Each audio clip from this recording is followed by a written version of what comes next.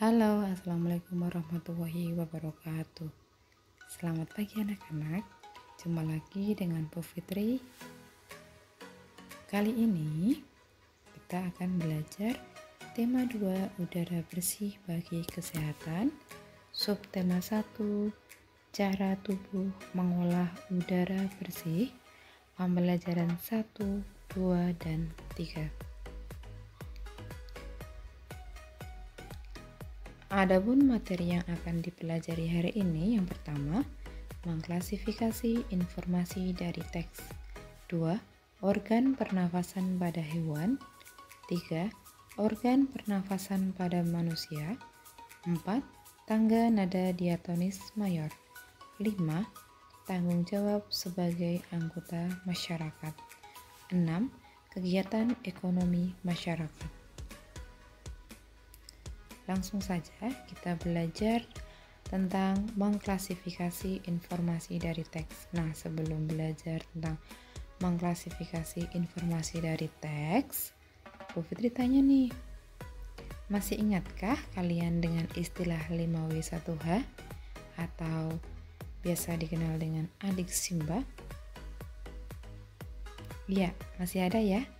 Nah, untuk yang belum ingat atau masih bingung, bisa dilihat berikut.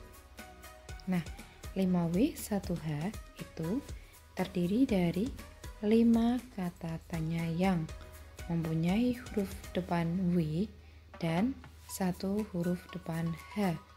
Ini istilah kata tanya dalam bahasa Inggris. Ada what, where, when, who, why, dan how. Sedangkan dalam bahasa Indonesia kita mengenal dengan adik Simba. Apa itu adik Simba? A. Apa? Di mana? K. Kapan? Si. Siapa? M. Mengapa? B. Bagaimana? Sudah ingat?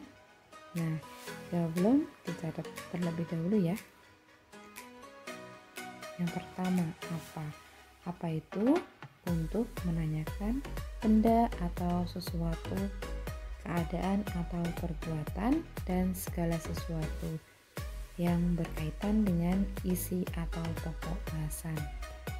Yang kedua, ada kata tanya di mana, untuk menanyakan tempat berlangsungnya suatu peristiwa, lokasi yang akan dituju, tempat yang sedang digunakan, atau yang telah didatangi. Jadi di mana itu identik dengan tempat. Selanjutnya yaitu kata tanya kapan. Kapan? Nah, kapan untuk menanyakan waktu terjadinya sebuah atau suatu peristiwa atau kejadian. Jadi kalau ada yang tanya kapan, pasti jawabannya waktu. Kata tanya selanjutnya yaitu siapa. Siapa untuk menanyakan orang atau pihak yang terlibat. Misalnya, siapa namamu? Siapa yang membawa buku warna hijau itu? Siapa gurumu? Itu adalah kata tanya siapa untuk menanyakan orang. Kemudian mengapa? Biasanya mengapa itu untuk menanyakan sebab atau alasan suatu peristiwa yang terjadi. Contohnya, mengapa hari ini kamu tidak semangat belajar? Terus, mengapa hari ini kalian terlihat murung? Nah, itu adalah contoh dari kalimat tanya menggunakan kata tanya mengapa. Kemudian ada bagaimana, untuk menanyakan keadaan atau kejelasan tentang sesuatu hal atau cara atau proses pengerjaan sesuatu. Semisal, bagaimana cara merawat hewan peliharaan? Kemudian, bagaimana keadaan Ani sekarang? Misalnya Ani tadi sedang sakit demam, ada yang menjenguk seperti itu ya. Nah, tadi kita sudah belajar mengenai kata tanya. Sekarang ada teks. Nico memelihara ikan hias di akuarium rumahnya. Sejak kecil, ia suka ikan, terutama ikan mas koki. Ia menyukai ikan mas koki karena ukurannya yang tidak terlalu besar dan bentuk tubuhnya berbeda daripada ikan lainnya. Nico memberi makan ikan-ikan peliharaannya setiap pagi dan sore. Ia juga rutin membersihkan akuarium dengan mengelap kaca dan mengganti air di dalamnya. Membersihkan akuarium ia lakukan 2 minggu sekali. Nah, dari cuplikan paragraf ini kita dapat menggali informasi yang ada dalam teks. Nah, ada kata tanya apa? Contohnya, kalimat tanya yang pertama, apa yang dipelihara Nico? Apa kita cari? Nico tadi memelihara apa? Ya betul, jawabannya berarti ikan hias. Kalau ada pertanyaan apa yang dipelihara Nico, jawabannya ikan hias. Kemudian ada kata tanya di mana. Nah, tadi ada juga Nico memelihara ikan hias di akuarium rumahnya. Jadi kalau ada pertanyaan di mana Nico memelihara ikan mas, jawabannya di akuarium rumahnya. Pertanyaan yang ketiga.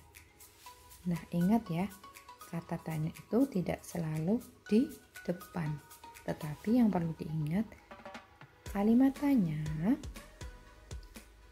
pertama harus menggunakan huruf kapital dan diakhiri dengan tanda tanya. Jika tidak ada tanda tanya, berarti bukan kalimat tanya. Kalau ada pertanyaan sejak kapan Nico menyukai ikan, tadi di sini sudah ada keterangannya, yaitu sejak kecil ia suka ikan, terutama yaitu ikan mas koki. Pertanyaan selanjutnya yaitu dengan kata tanya siapa? Siapa sih yang memelihara ikan hias? Jawabannya siapa? Iya benar, Nico. Kemudian ada kata tanya mengapa? Mengapa Nico menyukai ikan koki? Tadi juga sudah dijelaskan kenapa Nico menyukai ikan mas koki, karena ukurannya yang tidak terlalu besar dan bentuk tubuhnya berbeda dari pada ikan lainnya. Kalimat tanya yang terakhir yaitu menggunakan kata tanya bagaimana cara Nico merawat ikan mas koki. Yang pertama, Nico memberi makan ikan peliharaannya setiap pagi dan sore. Kemudian selain itu, ia juga rutin membersihkan akuarium dengan mengelap kaca dan mengganti air di dalamnya. Selanjutnya, Nico membersihkan akuarium setiap 2 minggu sekali. Nah, itu tadi bagaimana cara mengklasifikasi isi dari teks. Yang pertama harus kita baca terlebih dahulu teksnya. Jika belum membaca, mana mungkin kita akan tahu maksud dari teks yang dipaparkan. Nah, materi selanjutnya itu organ pernafasan pada hewan. Yang pertama ada cacing tanah atau vermes. Cacing bernafas melalui permukaan kulit. Kulit cacing selalu basah dan berlendir.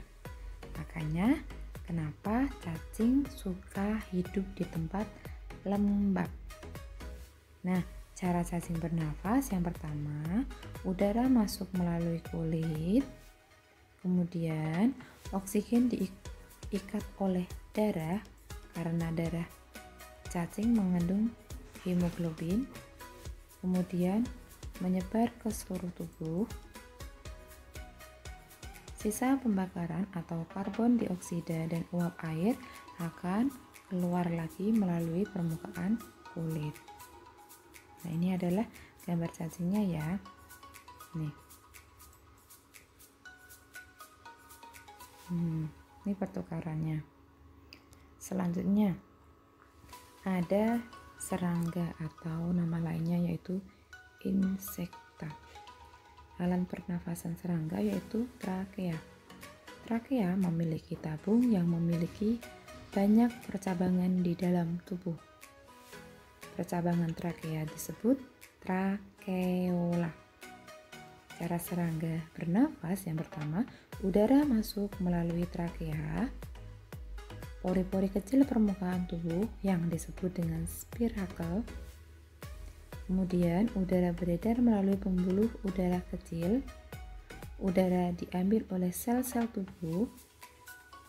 Setelah diolah, karbon dioksida keluar ke trakeola dan ke spirakel. Ini adalah spirakel dari serangga. Selanjutnya ada ikan atau pisces. Alat pernafasan ikan yaitu apa anak-anak? Iya betul, insang. Insang berbentuk lembaran berwarna merah muda dan selalu lembab. Jika kalian pernah mencuci ikan, membantu ibu mencuci ikan, pasti kalian pernah melihat yang namanya insang. Nah, insang ini terletak di belakang rongga mulut dan dilindungi selaput atau rangka yang disebut dengan tutup insang. Nama lainnya itu operculum. Di balik tutup insang terdapat 4 deret insang yang saling tumpang tindih. Insang berfungsi sebagai alat pengeluaran garam-garam dan sebagai penyaring makanan. Nah, ini dapat dilihat gambarnya. Cara bernafas ikan yang pertama, tutup insang tertutup dan mulut terbuka sehingga menyebabkan dinding mulut mengembang. Air masuk, kemudian mulut tertutup dan tutup insang terbuka. Airnya keluar dari mulut dan melewati insang. Saat itu juga karbon dioksida keluar. Di sini sudah ada gambar udara masuk dan udara keluar. Dilihat ya anak-anak, yang udara masuk itu panah biru ini. Sedangkan yang keluar melalui dengan tutup insang yang membuka. 4. Katak atau disebut amfibi. Kenapa disebut hewan amfibi? Karena katak bisa hidup di 2 alam yaitu darat dan air. Alat pernafasan pada katak itu ada 3 yaitu insang, paru-paru, dan permukaan kulit. Kapan katak menggunakan insang? Ketika ia masih menjadi kecebong atau berulu. Kapan katak bernafas menggunakan paru-paru? Ketika di darat. Kemudian kapan permukaan kulit? Juga di darat. Makanya kenapa katak itu selalu mempunyai kulit yang lembab. Yang kelima yaitu reptil. Contoh dari hewan reptil yaitu ular, kadal, cecak, buaya, dan biawak. Alat pernafasannya yaitu paru-paru. Paru-paru reptil terletak di dalam rongga dada. Nah, proses pernafasan reptil yang pertama, udara masuk melalui hidung, kemudian batang tenggorokan, dan sampailah di paru-paru. Yang keenam yaitu burung atau nama lainnya yaitu aves. Alat pernafasan burung menggunakan paru-paru yang terletak di rongga dada. Selain itu, burung juga mempunyai kantong yang namanya kantong udara. Gunanya untuk apa sih kantong udara ini? Untuk menyimpan udara. Ketika burung terbang, burung memanfaatkan kantong udaranya untuk bernafas karena di kantong udaranya tadi sudah menyimpan banyak udara ketika ia hinggap di pohon. Nah, cara pernafasan burung yang pertama, udara masuk ke hidung, kemudian pembuluh udara atau trakea, paru-paru, dan kantong udara. Sebagian masuk ke paru-paru, sebagian masuk ke kantong udara. Yang ketujuh yaitu mamalia. Mamalia yaitu hewan yang menyusui anaknya. Alat pernafasan mamalia darat terdiri dari hidung, pangkal tenggorok, batang tenggorok, dan paru-paru. Sedangkan mamalia air, hidungnya dilengkapi dengan katup. Saat berada di dalam air, katup itu akan menutup. Sedangkan ketika hewan muncul ke permukaan air, katup itu akan terbuka, dan saat itu juga hewan menghirup oksigen serta mengeluarkan karbon dioksida dan uap air. Selanjutnya yaitu sistem pernapasan pada manusia. Coba bayangkan kalau manusia tidak bernafas, apa yang terjadi? Nah, betul. Manusia jika tidak bernafas akan meninggal karena salah satu ciri makhluk hidup yaitu bernafas. Ini bisa dilihat ya. Organ pernafasan pada manusia ada keterangannya. A itu hidung, ya. A itu hidung, B itu faring, C itu laring, D trakea, E bronkus, kemudian F paru-paru, G diafragma. Diafragma itu di antara paru-paru dan perut. Ini. Yang pertama hidung. Dalam rongga hidung terdapat rambut-rambut pendek dan tebal. Fungsinya untuk apa? Untuk menyaring dan menangkap kotoran. Kemudian selain itu terdapat selaput hidung, gunanya untuk melembabkan udara. Yang kedua yaitu faring. Faring merupakan persimpangan antara saluran pernafasan pada bagian depan dan saluran pencernaan pada bagian belakang. Kemudian ada laring. Laring atau tekak atau yang disebut jakun terdapat di bagian belakang faring. Laring terdiri atas 9 susunan tulang rawan berbentuk kotak. Trakea atau disebut dengan batang tenggorokan. Pada trakea terdapat jaringan yang disebut silia yang akan bergerak dan mendorong keluar debu-debu dan bakteri yang masuk. Bronkus. Bronkus merupakan percabangan dari trakea serta terdiri atas bronkus kiri dan bronkus kanan. Nah, yang kelima yaitu bronkiolus. Bronkiolus merupakan percabangan dari bronkus. Selanjutnya ada alveolus. Alveolus terdapat di dalam paru-paru, merupakan tempat terjadinya pertukaran oksigen dan karbon dioksida. Alveolus ini dikelilingi oleh kapiler-kapiler darah. Bentuknya itu menyerupai buah anggur. Nah, dapat dilihat proses pernafasan pada manusia yaitu udara masuk ke lubang hidung, trakea, bronkus, bronkiolus, alveolus, karbon dioksida dikeluarkan. Dapat dilihat ya, ini gambarnya.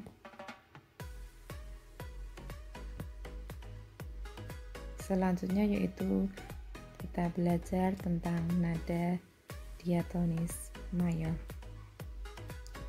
Tangga nada diatonis mayor merupakan susunan yang berjenjang. Misalnya do, re, mi, fa, sol, la, si, do. Tangga nada diatonis mayor memiliki interval jarak nada 1, 1, setengah, 1, 1, 1, setengah. Ciri-ciri tangga nada diatonis mayor yaitu bersifat riang gembira, bersemangat, dan biasanya diawali dan diakhiri nada do, namun tidak menutup kemungkinan diawali dengan nada sol atau mi dan diakhiri nada do. Nah, contoh dari lagu mayor itu Maju Tak Gentar. Terus apa lagi anak-anak? Bisa dicari sendiri ya. Yang penting sifatnya diingat, gembira, bersemangat. Tanggung jawab sebagai anggota masyarakat. Ada 5 tanggung jawab. Yang pertama terhadap diri sendiri, keluarga, masyarakat, bangsa dan negara, dan yang terakhir yaitu tanggung jawab terhadap Tuhan. Jika kita melakukan kewajiban kita sebagai umat muslim, sholat, berarti kita bertanggung jawab terhadap Tuhan. Jika kita belajar, berarti bertanggung jawab terhadap diri sendiri. Selanjutnya yaitu kegiatan ekonomi masyarakat. 1. Agraris. Kegiatan agraris dari pertanian dan perkebunan. Hasil pertanian contohnya itu padi, umbi-umbian, dan palawija. Sedangkan hasil perkebunan dataran rendah yaitu kelapa, karet, dan coklat. Sedangkan dataran tinggi ada teh, kopi, cengkeh, buah-buahan, dan sayur-sayuran. Yang kedua yaitu perikanan. Usaha perikanan, usaha penangkapan atau pemeliharaan atau pembudidayaan ikan. Usaha budidaya ikan dibedakan menjadi 4, yaitu perikanan air payau, perikanan air darat atau air tawar, perikanan keramba, dan perikanan minapadi. Yang ketiga yaitu peternakan. Peternakan merupakan suatu usaha pemeliharaan dan pembiakan hewan untuk diambil hasilnya. Hasilnya itu berupa daging, telur, dan susu. Usaha peternakan terbagi menjadi 3, yaitu ternak hewan besar, contohnya sapi dan kerbau, ternak hewan kecil, kambing dan kelinci, ternak unggas, ayam, burung, dan itik. Yang keempat yaitu perdagangan. Usaha mengumpulkan atau menyalurkan barang tertentu dari produsen untuk dijual kepada konsumen. Barang yang dijual belikan merupakan kebutuhan sehari-hari masyarakat. Yang keenam yaitu kehutanan. Hutan merupakan tanah atau area luas yang ditumbuhi banyak pohon dan tidak dipelihara manusia. Hasil hutan diantaranya itu kayu, damar, atau rotan. Yang kelima yaitu industri. Kegiatan industri adalah kegiatan mengolah bahan mentah menjadi barang setengah jadi atau barang jadi. Jenis industri ada industri kecil dan industri besar. 7. Pertambangan. Usaha pertambangan adalah kegiatan pengambilan dan persiapan pengelolaan lanjutan bahan tambang. Pertambangan biasanya ditemui di pegunungan dan lepas pantai. Usaha tambang dikelola oleh negara dan swasta. Contohnya yaitu pasir, emas, minyak bumi, batu bara, dan bauksit. Nah, sekian materi yang dapat Putri sampaikan.